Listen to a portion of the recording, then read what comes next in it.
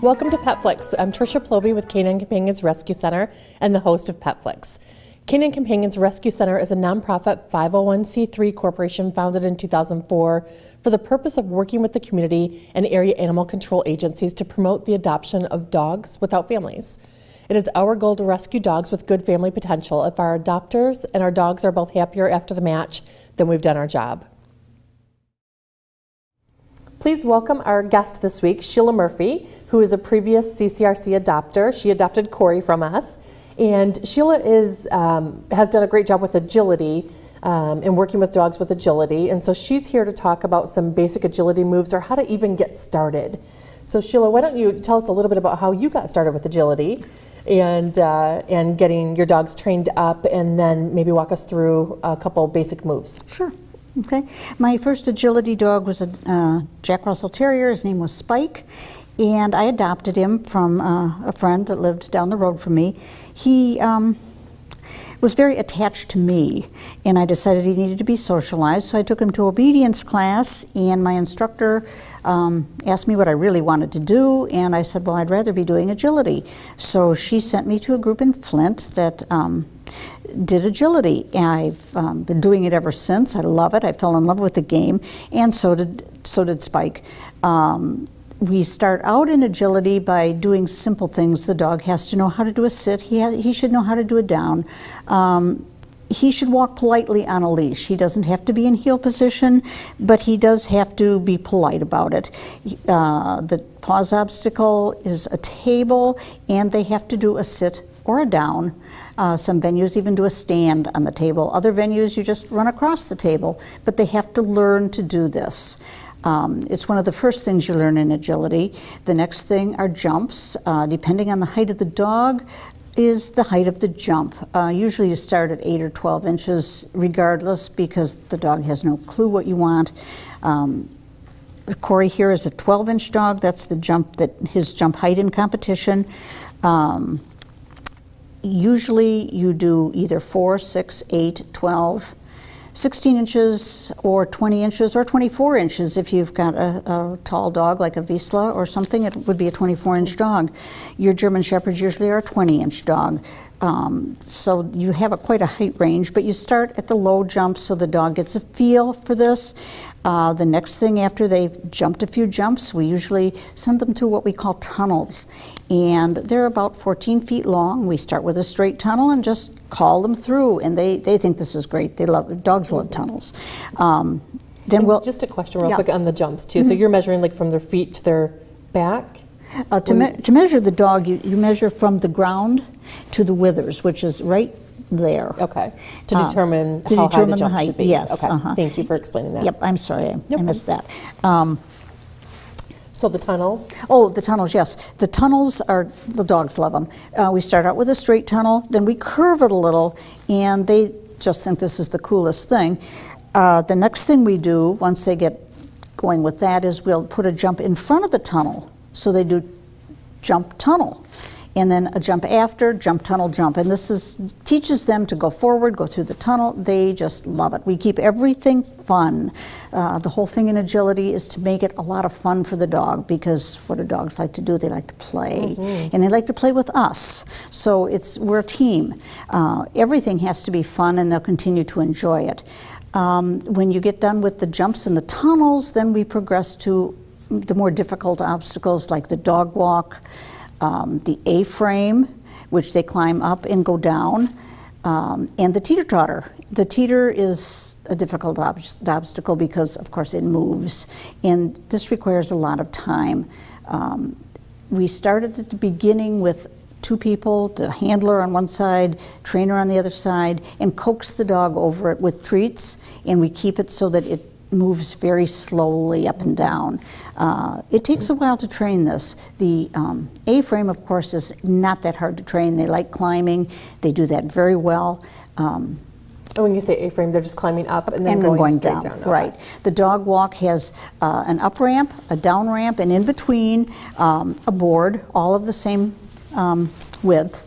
And all the contact obstacles, the A-frame, the dog walk, and the teeter, have contact points at each end. The dog must go all the way down to the bottom. He can't be leaping off these obstacles. A, it's dangerous, he might hurt himself, but it's also good training. They go all the way up, come all the way down, no leaping off.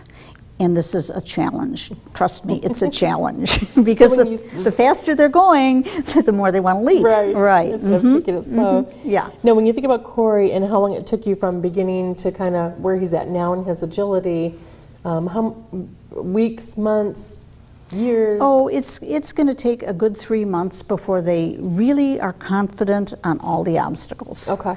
And that means they'd probably be ready to trial if you want to.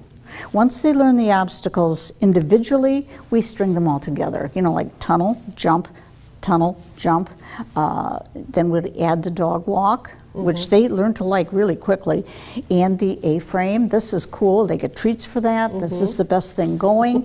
Then we start with the weave poles, and they can be a little difficult to teach. The dogs normally don't weave. This isn't something they know how to do. So we start with usually 2, and they learn to go between 2 poles. Okay. And that teaches the weave entry. Then we add 2 more. Gotcha. And in competition, they're either 6 weaves or 12. Once they get going with the 2 sets of 2 each, we go to 6, and we coax them through. That's the only way they seem to understand. Some dogs catch on right away, and some dogs take a long, long time. Now, all of these obstacles, tunnel, jumps, you have to handle the dog from each side. He has to be confident with you on his right or his left. They have to be able to negotiate the obstacle with you wherever. They have to learn independent obstacle performance. And this is something that's a little more advanced, but you want to start doing that before you start showing, because they're going to be very nervous their first trial. Oh, sure. Very, very nervous. And so are you, you know. So. And they're going to pick up on that. And they're going to pick up on that. Yeah. Yes, it runs down the leash. In most venues, you do not have a collar on your dog. I believe there's a couple that still have collars optional, but most of them, your dog runs naked. What can I say? They have to learn to stay with you, and this is why some obedience moves are necessary, like a sit, a down, a recall, come, that sort of thing. But a beginner dog is going to be very, let's say, scared, I think is a good word. He doesn't really know what to expect when he's in his first trial. He probably will jump a few obstacles and then maybe go sniff, which is it's a stress signal that I'm worried, I don't know what to do here. Or he may take off and get the zoomies like he does and just run around like a wild man. That has happened. They're just burning off steam. It's stress. They don't know what to do. They're scared, and they're not listening to the handler. This is normal. It's normal. You work through this. Corey is in he's in level 3 right now, which is starting to be playing with the big guys. He knows all the obstacles. He understands what he's supposed to do. Does he always do it? No, he doesn't. No. There's distractions at a trial. There's an audience at one end of the ring usually. There's dogs barking. There's bar setters, the people that reset the bars and change the height jumps for the competitors. And of course the dogs like to go visiting, even though they're not supposed to. You know, all this is a distraction, and it's something you have to learn to work through. And that's why we have to keep it fun. You have to be the most fun thing in the world, and what you want him to do has to be the most fun thing in the world. And then they'll think, yeah, I don't care if there's somebody sitting there. I'm going to go play with my mom. Because they enjoy it. Because they enjoy it. So that's the name of the game, is keep it fun. The trials are fun. Your first few, you're going to be nervous and scared, and oh my God, how do I do this? Well, in your training classes, we have strung some jumps and things together so that you sort of have a course, and you learn how to walk this course, and it's got numbers, sometimes not. When you get to a trial, the judge does what they call a judge's briefing, and he'll give you all the rules for that class, and you also have a course map, which is going to look really weird to you at first, It's very interesting. All the jumps, of course, are numbered. You know what order they're going to be in, and they are on a map for you to study so that you understand where you're going. Do you want to show them an example of a course map, a can. really simple one, and kind of walk the audience through that? Sure. Perfect. I think we're going to use for this one, let's see, what are we going to use? Wild card. It's a very simple course. The object of the course is that you, with a beginner dog, you have all these obstacles out there. You start, everybody starts at the start line where it says S. Then you have an A. Sheila, just to be clear for the audience too, so it's the wild card jump set that you're looking at is in the top right corner of the screen. Sorry about that. No problem. Then you'll notice that there's 2 2s, an A and a B. Then there's 1 3. There's 2 4s, an A and a B. Then 5, and then it separates a little. Reason being that you have several levels going on the same course. And for your beginner dogs, they need 2 A's and 1 B.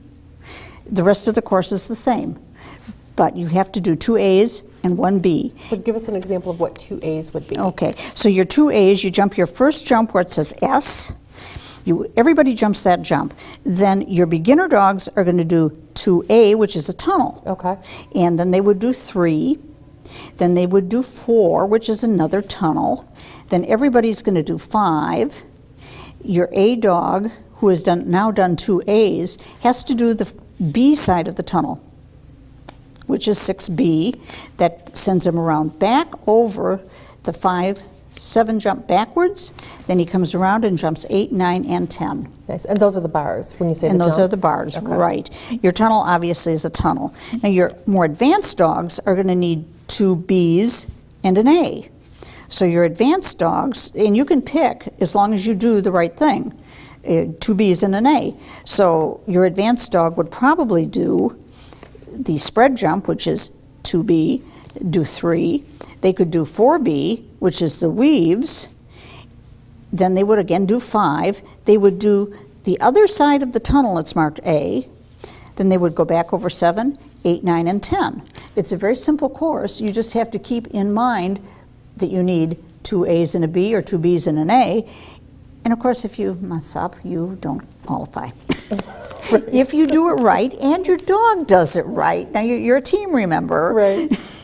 Then you qualify, and that's a good thing. That is. It is a good thing. If you want to just do this at home or take them to agility just to help wear them out, and maybe you don't plan on taking them to competition, for instance. Sure. Where did you take Corey to train agility? Corey learned at All Dogs Can in Lapeer. Okay. And it's a very nice facility. It's been in existence for about 6 years. We just built a new building a quarter of a mile north of the old building. It's a beautiful facility. Not only do we offer agility, but we also offer obedience, dancing with your dog, all kinds of things. I think we're having a lady come in to do canine massage on Thursday evenings after we have what we call we used to call it a fun run. It's not a fun run anymore. I can't remember the new name. But anyway, after that, when the dogs can play all afternoon, you can get them massaged, and it sounds like a really good thing to do. I think the dogs would love this. I think it's a great idea. I know my pug would like that. Yeah, that's a good idea. There's also regular obedience, rally obedience, just a lot of classes, and clinics are given also. There's going to be a clinic in January teaching distance, how you handle your dog, teach him to go away from you and do the obstacles, which is what Corey's learning to do now. He's getting very good at it. But this is an advanced thing. This isn't something you would do with a beginner dog. Sure. And then I think the website is up on the screen also, or will be shortly, and it's All Dogs Can in Lapeer, right? So if you want more information on All Dogs Can and agility classes and the other classes that you mentioned and help with your animals, you can contact them directly. And we really appreciate you being here. And we'll leave you with this picture of Corey and his jump. Oh. And thank you again for being on. We really appreciate it. Our pet of the week, we decided because we have so many great dogs available for adoption right now, instead of highlighting just one this holiday season, we wanted to direct you to our website at ccrcdogs.com, where you can see every single pet that we have available for adoption right now. There are some older dogs, there are younger dogs, there are puppies, anything that you can think of that might fit into your family, and this is a great time of year to give a dog their forever home, and we would really appreciate you going and checking out the website for any available dogs that we have right now. So our pet tip of the week, so let's talk temperature because the temperature's been a little cool these days. Some dog breeds are blessed with thick fur that helps keep them warm naturally, even in very cold temperatures. But dogs with thin coats may need to wear a sweater or a coat when they're out for winter walks. A good coat should reach from the neck to the base of their tail and also should protect their belly. But remember that coats will not prevent frostbite on their ears, feet, or tail. So even with a cozy coat, don't keep your short-haired dog out too long in the freezing temperatures. And go outside when the sun shines. If your dog feels the cold and they're out there shivering when you're trying to take them for a walk, try and take them for a walk in late morning or early afternoon when the temperatures are a little bit warmer, and avoid early morning or late evening walks when it can be the coldest. Spend time playing outdoors while it's sunny. Sunshine brings the added benefit of providing both you and your pet with some vitamin D. You can play fetch with toys, not sticks, which can cause choking and other injuries. So if your dog likes to chew and chase, maybe pack a Frisbee, a ball, or other safe toys and play together in the sun. And indoor pets are the happiest, so our family pets need to be indoors with us. The happiest dogs are taken out frequently for walks and exercise, but they live inside the rest of the time. So please don't leave your pets outdoors when the temperatures drop. A good rule of thumb is to go out with them, and when you're ready to come in, they are probably ready to come in too. And then provide cozy bedding for your pet. So in addition to limiting your dog's time outdoors on cold days, don't let your pooch sleep on a cold floor in the winter. Choosing the right bedding is pretty vital to ensure your dog stays warm. You can use warm blankets if you don't want to invest in a bed. You can create a snug environment for them. Raised beds can also keep your dog off the cold tiles or concrete. And heated pet beds can also help with the stiffness and aging joints of older dogs. Place your dog's bed in a warm spot, away from drafts, cold tile or uncarpeted floors, and preferably in a favorite spot where he sleeps every day so that the area seems familiar to him and he knows it.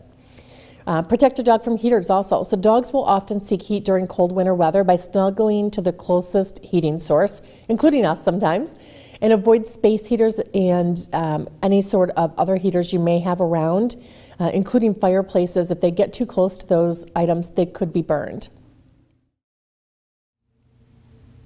If you are a high school student and you are in need of service hours, CCRC has many ways for you to help out. You can make dog blankets, you can host a dog food drive, or you can also volunteer with a parent at Petco to help handle the dogs during our adoption events every Sunday. You can fill out an application online at ccrcdogs.com and reference service hours, and someone will get back to you immediately.